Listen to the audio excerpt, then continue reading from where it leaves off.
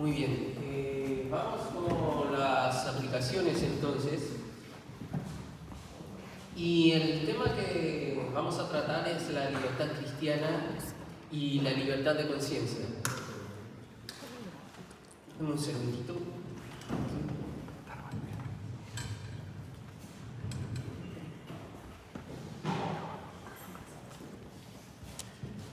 A ver, este tema, el tema de la libertad de conciencia, la libertad cristiana es un tema que genera discusión, genera conversación, porque muchas veces no tenemos claro a qué nos referimos. Porque, a ver, si nosotros fuimos perdonados, si en la cruz Dios pagó nuestros pecados una vez y para siempre, ¿cuál es nuestra situación en cuanto a nuestra forma de vivir, como se hablaba anteriormente?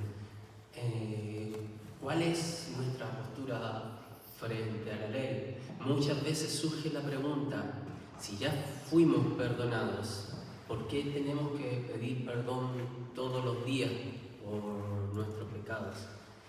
Son distintas cosas que suelen pasar, suelen salir en conversaciones, y muchas veces las respuestas, como se decía anteriormente, como decía Caleb, al no ser específicas o al abarcar solamente un área, queda incompleta, y al quedar incompleta nos puede llevar a errores. Entonces, una forma de aplicar esto, ya sea para nuestra vida en nuestra vida diaria, ya sea si tenemos algún oficio en la iglesia, ya sea enseñando el estudio bíblico, predicando, etc., es revisar qué es lo que dicen estos documentos, que están basados obviamente en las Escrituras. Y el capítulo 20 de la Confesión de Westminster justamente trata este tema.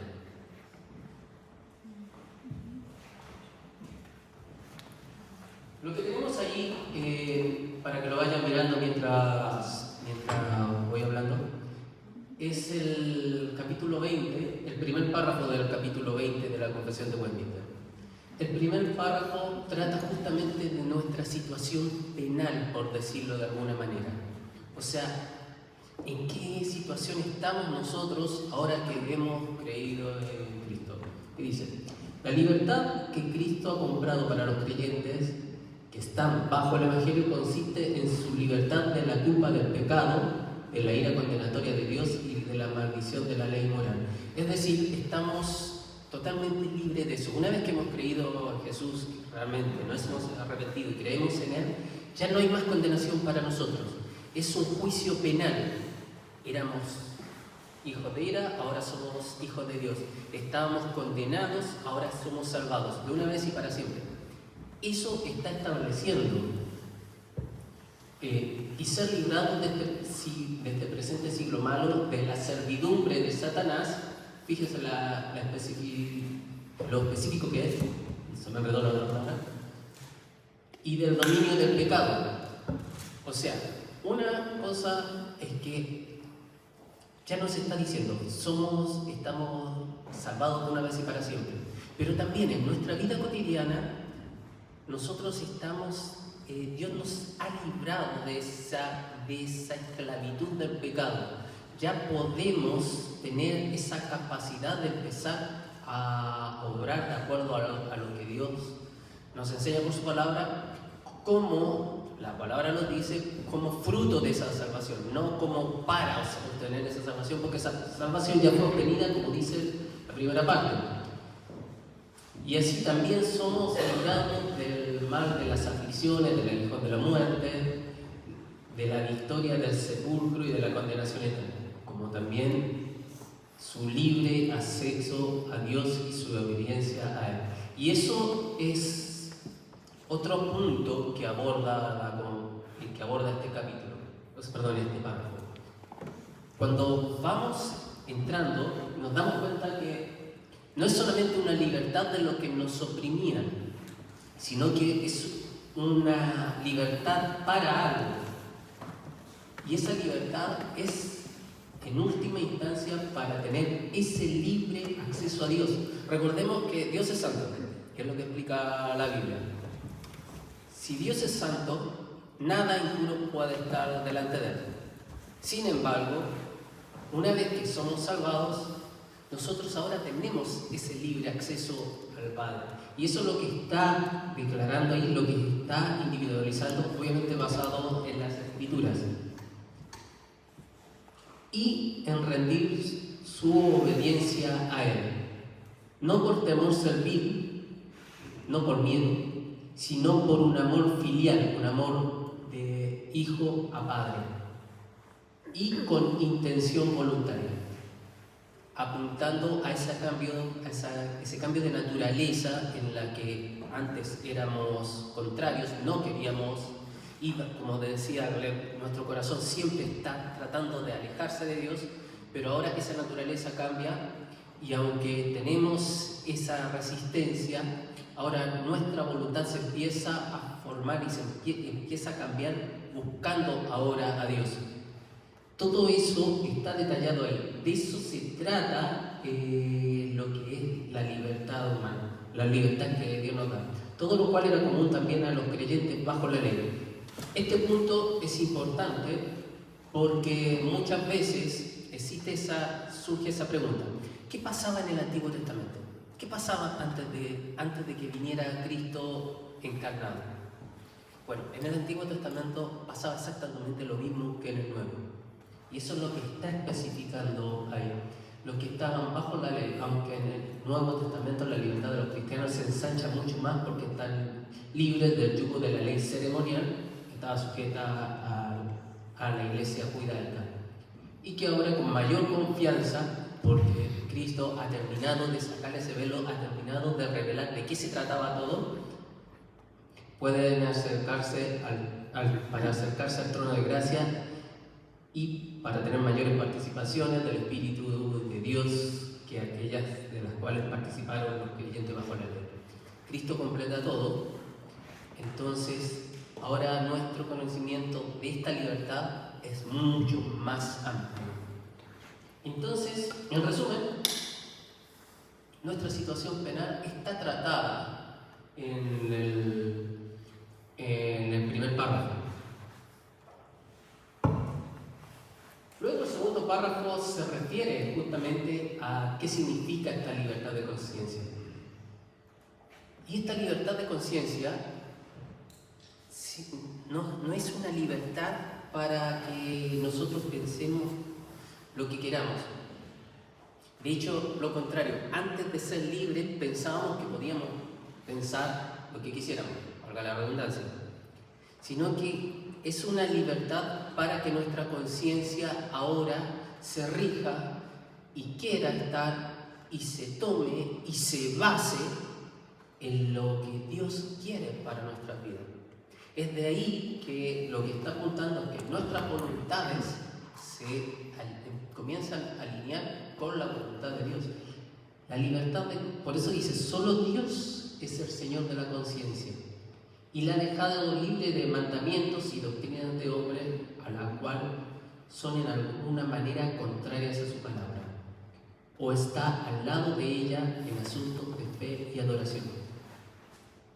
Otra vez, volviendo a lo que se decía anteriormente, no es nuestro sentir, tampoco es lo que nos digan o nos dejen de decir de lo que tenemos que considerar. Depende de lo que el Señor de esta conciencia, Dios, nos está mostrando a través de su palabra. Así que creer tales doctrinas, aquella que es más contraria a su palabra, o obedecer tales mandamientos con respecto a la conciencia, que cautivan la conciencia, que quieren esclavizar la conciencia, es traicionar la verdadera libertad de conciencia. Y el requerir una fe implícita y una obediencia ciega absoluta es destruir la libertad de conciencia y también la razón. Esa última oración es clave, porque ante ese pensamiento que dice que nosotros, por ser creyentes, estamos cerrados al diálogo, cerrados a pensarles, queda por el suelo, queda destruido, porque nuestra fe no es una fe ciega. Y ese es un punto clave. Nuestra fe es una fe razonada. Nosotros pensamos, analizamos, discutimos, hacemos teología, como se decía, y reflexionamos sobre cada punto de lo que vamos creyendo, de lo que nos muestra. De hecho, la Biblia en sí, las Escrituras, está llena de evidencia que sustentan lo que nosotros estamos creyendo. Ese es el uso que tiene. Por lo tanto, una fe ciega, una fe sin analizar, es lo que lleva hacia el sectarismo incluso. Y lo que nosotros estamos declarando es que es exactamente lo contrario. La Biblia y la confesionalidad nos invitan, y más que nos invitan, nos instan a reflexionar, a considerar cada cosa de lo que estamos creyendo.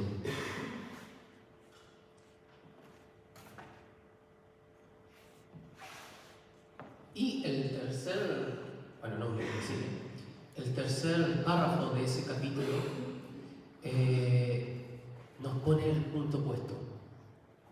¿Qué cosa no es esta libertad? Aquellos que bajo el pretexto de la libertad cristiana practican algún pecado o abrigan alguna concupiscencia, destruyen por esto el propósito de la libertad cristiana.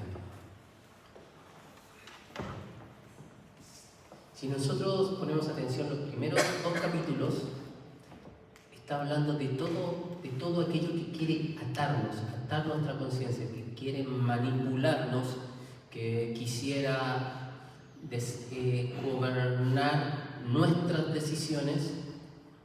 En otras palabras, está poniendo un freno y es una precaución, una luz de alerta a todo lo que es el legalismo, todo lo que es el moralismo, porque el legalismo, el moralismo y todo eso, lo que busca su fin último es un comportamiento moral y que no transgreda ciertos límites y no busca la gloria de Dios, como lo que estábamos hablando.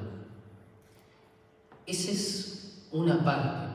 Ahora, el párrafo 3 comienza a hablar del antinomianismo, que significa sin ley, anti-ley, en contra de la ley, que es la otra, como R.C. Sproul decía, es la otra cara de la misma herejía, que es que nada importa.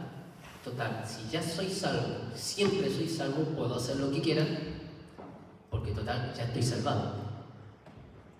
Eso nos conduce a dos posturas, que a veces cuando hablamos de eso pensamos más que nada en las posturas liberales, libertinas y todo eso, pero no necesariamente.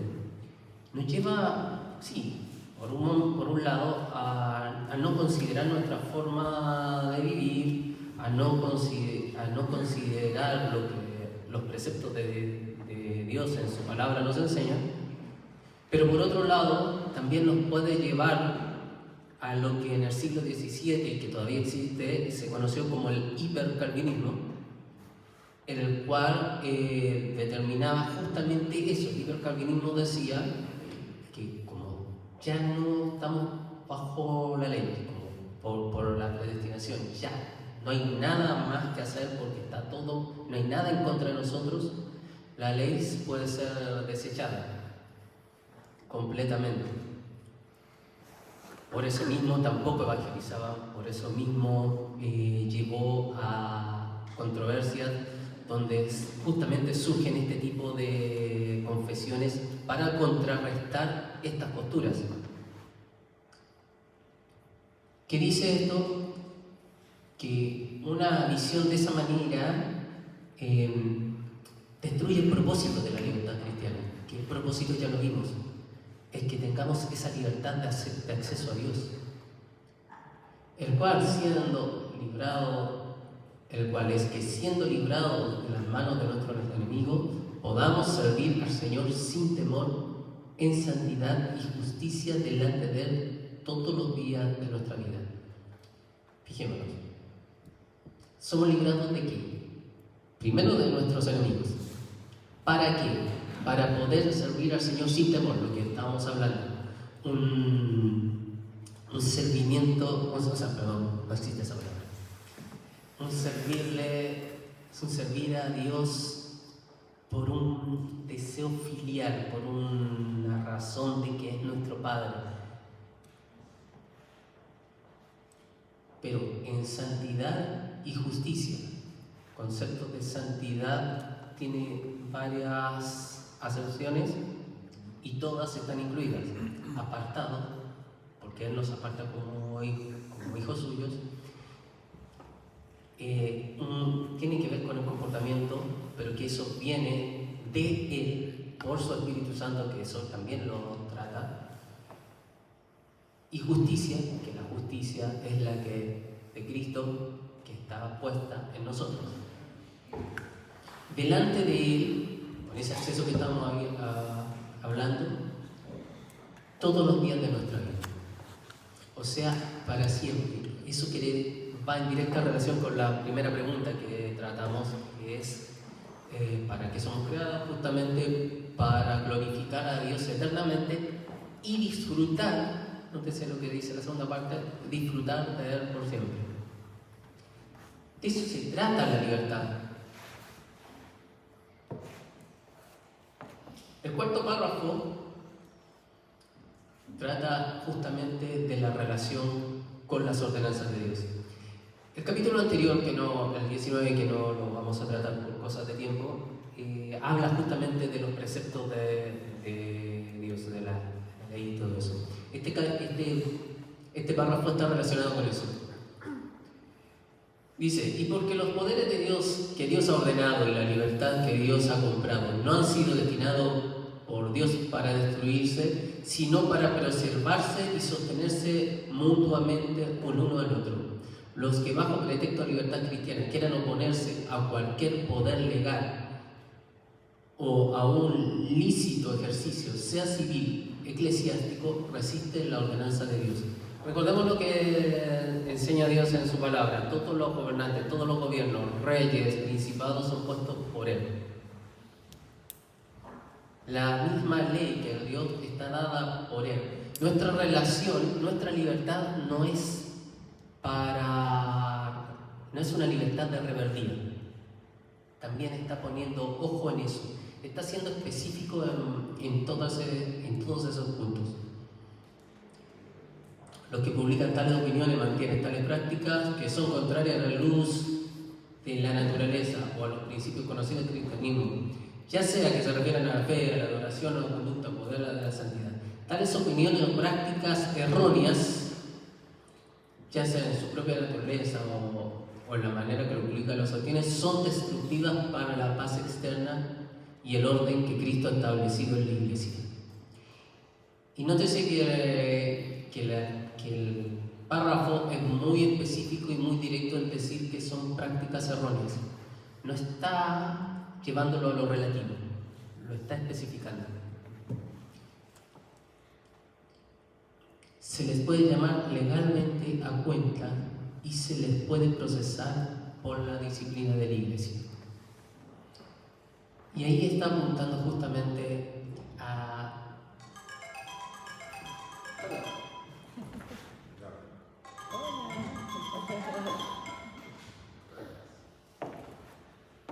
alarma de las 12. Está justamente apuntando a lo que veníamos hablando, el antinomianismo llevado a su máximo extremo. Llegó, por ejemplo, en el siglo XVII, aunque venía de antes, a una gran ruptura con el anabautismo y todo lo que era la Reforma, donde no se reconocía muchas veces ni siquiera al gobierno de turno. Ese tampoco es el llamado de la libertad cristiana. La libertad cristiana es para acercarse a Dios, para servir a Dios, para glorificar a Dios, esa libertad que no teníamos antes porque éramos esclavos del pecado. La aplicación de la confesión de este capítulo ataca justamente el antinomianismo y ataca el legalismo, las dos caras de la misma herejía.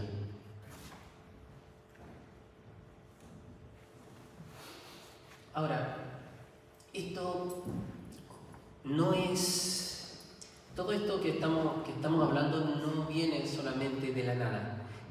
Como decíamos al principio, es un compendio, es una reflexión que viene por los siglos, viene por siglos de cristianismo, siglos de reflexión teológica, en las que esto se ha probado, se ha aplicado, y no es una decisión ni es un pensamiento aislado. Por ejemplo, acá tenemos el catecismo de Heidelberg, de las tres formas de unidad, que si ustedes miran las preguntas, no las voy a leer yo textuales todas porque en honor al tiempo, pero si ustedes miran las preguntas, en realidad están hablando exactamente de lo mismo. Es el mismo sentido, es antes, pero tiene exactamente el mismo sentido, habla exactamente de lo mismo y apunta a lo mismo. ¿Por qué? Porque todo esto es una unidad de pensamiento, una riqueza en variedad, pero a la vez tiene una unidad en la que podemos poner confianza. Quizás los enfoques son distintos. Una de las cosas que por ejemplo, tiene se está yendo la batería. Que tiene la confesión de Westminster, por ejemplo, es mucho más académica, mucho más textual. Perdón, me distraje porque me avisó de lo que se me está volando la batería. Es mucho más textual, es mucho más pensada. El catecismo de Heidelberg es mucho más devocional, mucho más sentido, pero el enfoque es el mismo. Dame un segundo. Sí, lo tengo.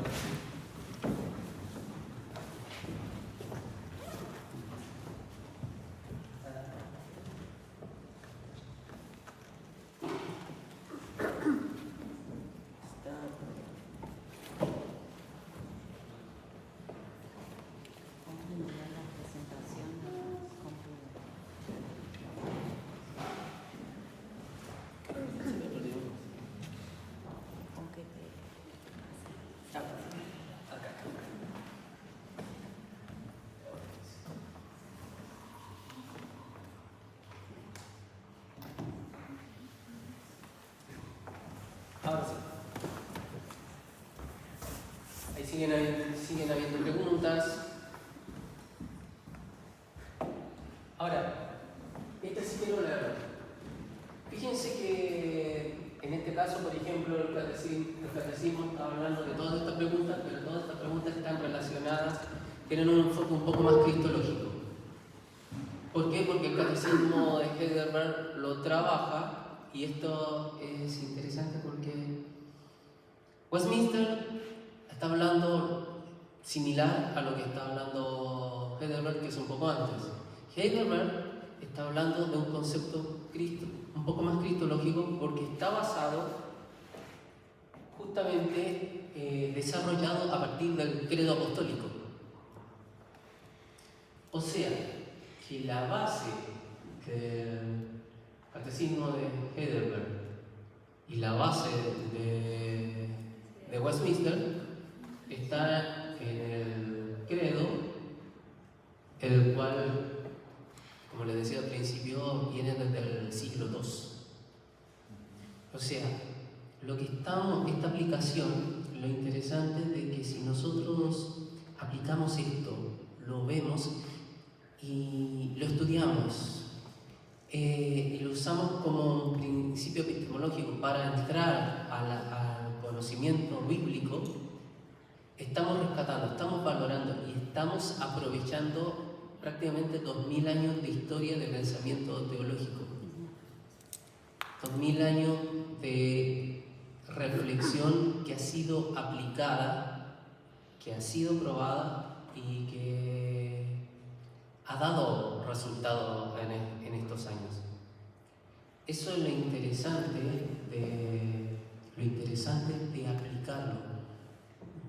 Quizás un poco rápido acá, me salté, bueno, no tengo puesta la cita justamente para que se alcanzara a ver, pero podríamos entrar en cada cita y detenernos durante mucho tiempo analizando cada punto, y eso es enriquecedor. Lo interesante, y con esto voy cerrando, lo interesante es que cuando nosotros entramos en este estudio,